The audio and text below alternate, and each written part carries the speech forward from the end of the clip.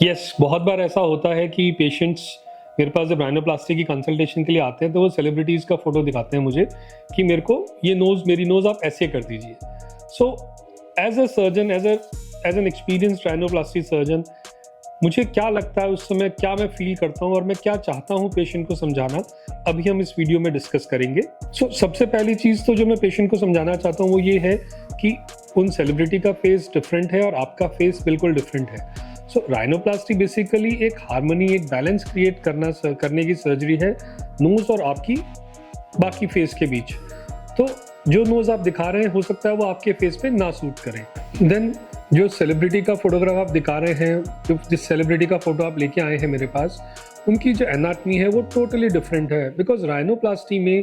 जो एनाटमी है नोज़ की, जो फेस की, वो एक तरह से सीलिंग या एक तरह से डिसाइड करती है कि कितना मैक्सिमम मॉडिफिकेशन हम नोज़ के अंदर कर सकते हैं और किस लिमिट तक नोज़ की शेप में इम्प्रूवमेंट ला सकते हैं। देन अगर वो सेलिब्रिटी ने राइनोप्लास्टी कराई हुई है तो क्या वो स्ट्रक्चरल राइनोप्लास्टी थी या रिडक्शन राइनोप्लास्टी थी, ये भी डिसाइड करने में आपकी नोज़ के हिसाब से डेफिनेटली कुछ एक तरह से चेंजेस होते हैं जो सर्जरी में रिक्वायर्ड होते हैं। तो जो आपके सर्जन हैं वो ये सोच रहे हैं कि आपकी जो नोज़ है उसमें स्ट्रक्चरल राइनोप्लास्टी करनी है या फिर रिडक्शन राइनोप्लास्टी करनी है, और वो ये प्लान जो है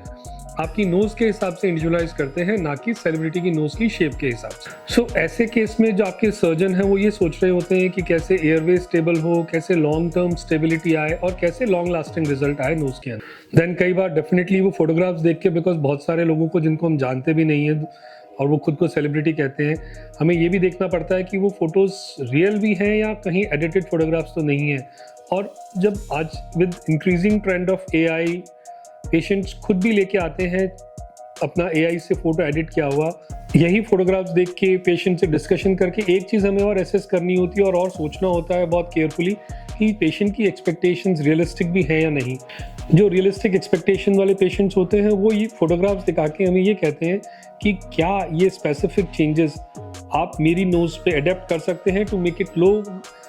look more attractive and more beautiful. And ये एक साइन है of a great consultation of patient having some realistic expectations. ऐसे केसेस में रिजल्ट्स डेफिनेटली बहुत अच्छा आता है। जब आप एज अ पेशेंट डॉक्टर के पास जाते हैं तो रादर देन वो सेलिब्रिटी फोटोग्राफ्स आप लेके जाएं और डॉक्टर को ये कहें, राइनोप्लास्टिक सर्जन को कहें कि ये परफेक्ट नोज मुझे चाहिए, अगर आपका डिस्कशन फोकस्ड होगा कि हाँ मुझे स्मूथ डॉर्सम चाहिए, मुझे सॉफ्ट टिप चाहिए, मुझे नोज अपना मेरी फेशियल एस्थेटिक्स के हिसाब से नेचुरल लुकिंग चाहिए, तो डेफिनेटली आपके जो राइनोप्लास्टी सर्जन हैं वो आपकी एक्सपेक्टेशंस को आपकी नोज़ की एनाटमी में ट्रांसलेट करके एक बहुत अच्छी राइनोप्लास्टी सर्जरी कर सकते हैं। आप किसी सेलिब्रिटी की फोटो लेके अगर आते हैं राइनोप्लास्टी सर्जन के पास तो डेफिनेटली उससे कुछ इंस्पिरेशन तो ली जा सकती है, बट हाँ उसको वैसा का वैसा रेप्लिकेट नहीं किया जा सकता। बिकॉज राइनोप्लास्टी सर्जरी का जो गोल है वो ये नहीं है कि आपको किसी और की तरह का लुक देना, किसी और की तरह दिखने वाला बनाना, बल्कि आपका जो बेस्ट वर्जन है आपकी नोज़ को उसमें मॉडिफाई करना, उसमें रीस्ट्रक्चर करना, सो दैट आप और ज़्यादा अट्रैक्टिव और ज़्यादा ब्यूटीफुल लग सके।